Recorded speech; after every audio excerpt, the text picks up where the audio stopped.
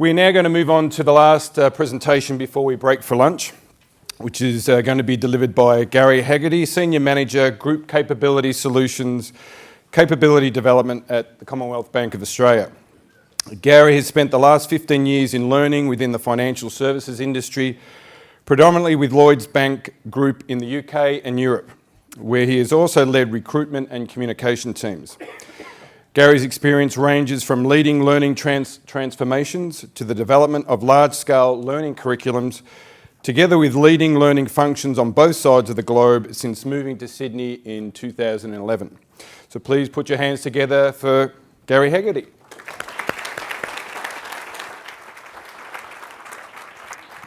Thanks very much.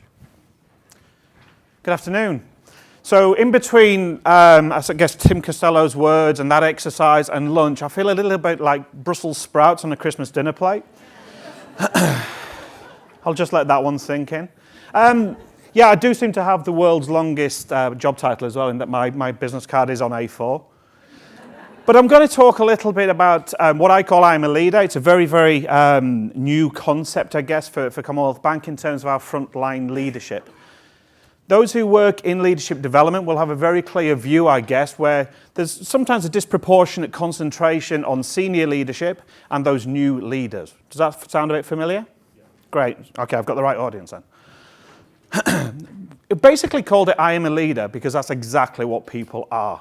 Let's not dress it up as the future leader 2020 or whatever we want to say. Let's just make it very, very clear for people that they are a leader.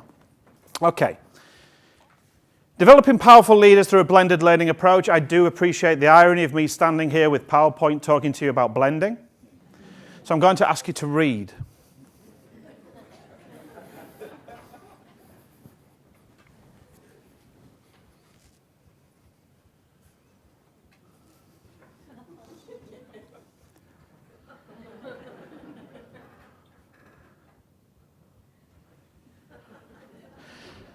I'm hoping you're not going to be counting anything in this room now. So as we looked at the screen, I'm sure it resonates. By the chuckles in the room, it resonates. If we look at traditional focus for learning, it's largely been classroom-based. Over the last 10 years, we've probably moved a little bit to introducing e-learning or digital learning. I'll say that quite loosely. Almost so it looks like this. Does that e-learning look really, really engaging for you? Yeah, it's deliberate. You can't actually see it, but it does talk about this 60-minute learning object through very, very bad e-learning. But there's no, when I Googled classroom learning as well, there's no disguise that the guy there is holding a stick to hit his audience with at the same time. But this has been our traditional corporate learning. So as my introduction, I spent a lot of time working in the UK and in Europe. And obviously since coming over here to work for Commonwealth Bank, we have these kind of traditional, institutionalized views of what learning is. We actually call this blended. So I'll go to a classroom session, maybe a 3-day residential, and I'll back it up with some of the most boring click next to continue e-learning. What we need to do is move beyond that. We need to effect a change, but we also need to understand what change we are trying to effect. Now, when we first looked at this, we appreciate that the bigger the organization, the greater the levels of difficulty and influencing. There's a lot of different moving parts in there. There's a lot of connection, I guess, and at some stages, preciousness to certain programs or certain approaches. There's variable levels of learner engagement, understanding of learner preferences. We talked earlier, I think it was 33% of L&D professionals understand or appreciate what their learner demands or their learner preferences. Well, if you think that that's people who should understand learning, imagine it in a business. So a business that is so used to classroom learning, so ingrained with classroom learning, that learning culture reflects those traditional modes. Now, that was absolutely the key when we looked at it from a group learning perspective and a leadership development perspective for our new or inexperienced leaders. A commonly left out audience, a very neglected audience that we actually have in the region of around 15,000. Okay? Now, those of you who will have seen the CBA's results last week, They've got a big influence on a large customer base. So we've got a customer base of around 15 million people. We've got shareholders of around 800,000. But we've got frontline leaders who almost fall into a role and maybe don't get the development that they absolutely require to be the best at what they can do. So we needed to amend that. We operated on a largely Sydney-centric approach, and it was very untracked or unknown impact of learning. So some of the things we looked at earlier absolutely resonated. I am pressing the button. There we go. If we look at how trends are evolving, I'm sure we've all seen this. This is from Burson, and we look at that stage from 10 years ago. Anybody like me? I think 10 years ago was 1995, so it's a bit of a struggle. But we're moving at so much pace, and each year from now is going to be more and more. If you look at Burson's additional research, only 1% of an average work week is spent in learning. So if you have an average 40-hour week, that's 24 minutes. Okay? So it's not a great deal. We've corroborated that further through research from CEB. So the Corporate Executive Board, it tells us that how people are learning, 57% of employees expect learning to be more just in time than 3 years ago. Okay? But how many times do we have a leadership program that I'll book on today and maybe I can attend it in 4 or 5 months? So what do we make just in time? 37% of employees expect the organization to actively drive their development. So 2/3 know they're not going to get the support. But only 21% expect it to be in a classroom. Yet probably about 80% of our learning generally is. Now, those who know me know that I tend to quote Henry Ford quite a lot for some peculiar reason, which I won't go into. But Henry Ford said the best way of moving backwards is standing still. If we continue to do what we do today, we will never move forward. So we have to evolve. But what does it mean in a large corporate? What does it mean in a business where we say, all our learners don't learn like that? That's not what we do. We have e-learning already, so that takes care of everything. The idea of blending a program also makes ingrained facilitators quite nervous because they believe that their job is at risk. So it's about influencing based upon our customer demands, and our customer being the learner. So we should operate in a learner-centric way, as opposed to being dictated to by an operating body of people trying to make a decision based on people that they're quite distant from. That sounds quite challenging, and absolutely it can be. But it is about influencing based upon what these figures are telling us. So what we did, we took the CBA blender, it's a specially purchased one, as you can see, and we operated on a blending approach. So when we talk about blending, it is not just about putting a couple of things together and pushing it out as a program. So for I Am a Leader, we looked at what people were telling us, we investigated with all the business units, we spoke to a number of people in the industry. I took some real research from what I had in Europe, and we looked at different ways to operate a fully blended solution. We incorporate videos. We incorporated electronic interactive magazines. So instead of waiting 3 months to start my leadership journey, day one, I'm on it. I'm setting up my 90-day plan, I'm completing activities, I'm understanding what is the requirement of me, I can get videos from my CEO, I can actually start to do things immediately. We also did include e-learning, but we include a specific e-learning. We don't want e-learning that's click next to continue, you can skip through, and there's no competency base off it. It's very much an interactive piece, but it's also mobile. It's also device agnostic. So regardless of the device that somebody wants to learn on, the adaptive e-learning absolutely needs to fit. As we go through the millennials, but even slightly older people like me, we carry around our mobiles. We operate off tablets. We don't chain ourselves to a desk and expect to just do everything there. But let's not underplay, there is still some face-to-face elements. But it's understanding those classroom sessions, instead of a 3-day residential talking about the history of DISC. Yeah. let's actually have a little bit more of a streamlined approach to capturing in the classroom what those benefits actually are. What we're wanting to drive out of a classroom. So in our classroom sessions, we talk about followership. We talk about connectivity. We talk about building trust. So I was gleaming in the corner writing a load of quotes down from Tim earlier, so it's fantastic. Because it's absolutely in line with what we're trying to drive. We have self-paced pieces. We allow people to learn how they want to work in a way that they want to work. So the self-paced is very much about taking ownership for your own development. You don't have to spend an hour working on something. You can spend 3 minutes. So we can start to drive some of that bite size, some of that micro piece.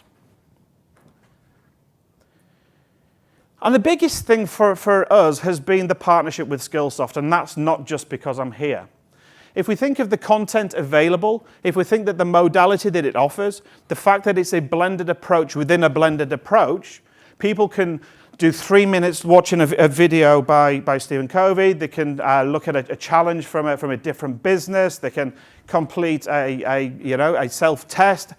Those pieces allowed us to change the way our learners think, change the way our learners do things. And this has been a bit of an engaged process over a period of time. It's taken around 12 to 15 months to actually integrate this, to work it through, to find a way that this fits best in the business. And sometimes you're met with opposition. I'm sure that there'll be a few nods around the room. Sometimes we don't know what the benefits of this can actually be. But understanding what our learners are telling us. We piloted this originally with 300 people globally. And whilst that's a small sample size, it gives a real good feel of what people want. And the anecdotal as well as the metricated feedback that we actually received. But adding all these kind of blended things together, and we've actually underpinned it by aligning every single piece of content to a diploma of leadership and management, puts power back to the individual. We talk about motivation. We talk about Reward Me earlier, which was fantastic. Let's not forget that a lot of our audience members, a lot of the junior leaders, if you excuse the hierarchy view, a lot of them want validation in what they do, particularly if they've not had development. If I asked for a show of hands of the commonality of a first-time leader actually coming from within the team that they were part of, how would that look? Show of hands. Yeah, a few? I think a few have been too conservative as well. If people are moving from being part of a team to leading a team, but we expect them to do that off their own back, there's a huge danger. We are looking at approximately 40,000 people led by these people. If we haven't developed these leaders to the best way that they can be, or to the best capability of what they can be, and we haven't provided validation of that they can absolutely stamp on anything that they do, then the people underneath them won't develop in the way that they should develop. They won't develop in a way that they are inspired to develop. So we put all this in the blender, we gave it a little shake, and we came out with what is I'm a Leader. So that's great, we've got a program, we've got a curriculum. It's a typical 12-month curriculum, and the reason for that is appreciating how much time away from the business people can spend. But it's built upon such a way there's a recognition of prior learning. It's built in such a way that an individual, much as the way Mornay said earlier, an individual can expedite their own learning. If somebody wants to try and do this in 6 months, in 7 months, in 10 months, they can. Because what we're actually offering is the ability you don't have to be chained to your desk to do this program, to complete this curriculum. So by blending the approach, by blending the way that an individual can dictate their own learning in their own way, concentrating on what they want, when they want, and how they want, they can be the leader. They can achieve leadership qualities. We've called it I'm a Leader because it's incredibly simple. What our people told us is that the inspired and engaged aren't my words. 98% of them agree that the blending approach has enhanced their learning experience. Now let me just say within that, 98% is quite a high number for somewhere which has never completed or never tried to integrate a fully blended experience. In a 104-year-old business that is largely based around classroom delivery. This is our game changer. 98% feel they become a leader who inspires their team to do their best work. That's quite a big figure. Not, yeah, I liked going on this course, or I completed this, it was lovely. And the trainer had some nice shoes. Inspiring others, the role they are paid to do, the role we want them to do, inspire others to be their best. 98%. 98% also said that they plan on enhancing some of their leadership behaviours to improve their overall leadership performance. So what are they going to do about it? It's funny that it's all 98%. We had a couple of people that would, well, that's fine, because you get that. This is about creating desire and opportunity as much as spoon-feeding somebody. We don't want to force people who don't want to be leaders to become leaders. Let them find something else to do. Let's also look, finally, respondents estimated average skill gain of 34%. Okay, so if we compare that to the Skillsoft lead impact analysis study, admittedly that is from largely e-learning, but we wanted to measure that. That's double.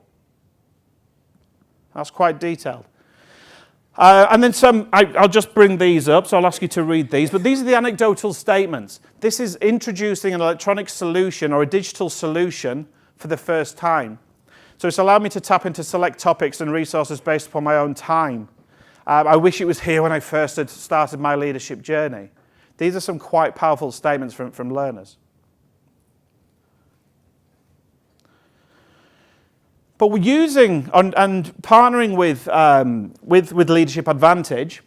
As you can see, we've done some semi-customization. We found it easier if we aligned it with our ingrained people capabilities, our hows, if you wish.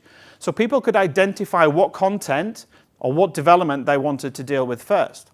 Well, that's very simple. What we've also done is look to align it down three formats.